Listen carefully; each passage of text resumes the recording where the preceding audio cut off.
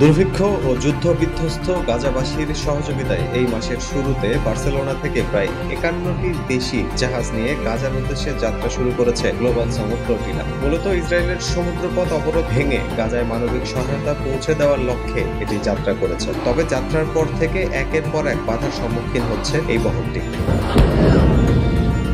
Swedish জলবায়ু কর্মী Greta Thunberg, ইউরোপের বিভিন্ন দেশের সমাজকর্মী, এমনকি রাজনীতিবিদরাও যাত্রা করছে এই ফ্লোটিলার সঙ্গে। বাংলাদেশ থেকে ড্রিকের প্রতিষ্ঠাতা শহীদুল আলমও সম্প্রতি মিডিয়া ফ্লোটিলায় যোগ দিয়েছেন।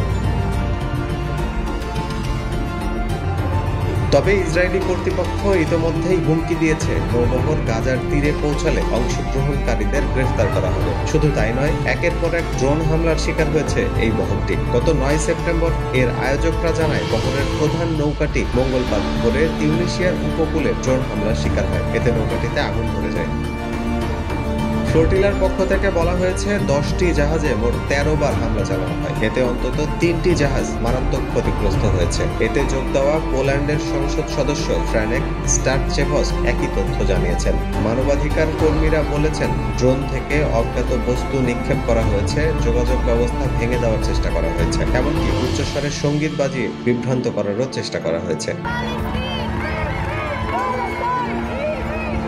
ইসরায়েলি আগ্রাসনের বিরুদ্ধে বিশ্ব বিবেকের প্রতীক এই গ্লোবাল সাউথ ফ্লোটিলা কি অসহায় ফিলিস্তিনিদের পাশে দাঁড়াতে পারবে? তাকিয়ে আছে বিশ্ববাসী। হাসান অয়ন, উইকলি ইনকিলাব।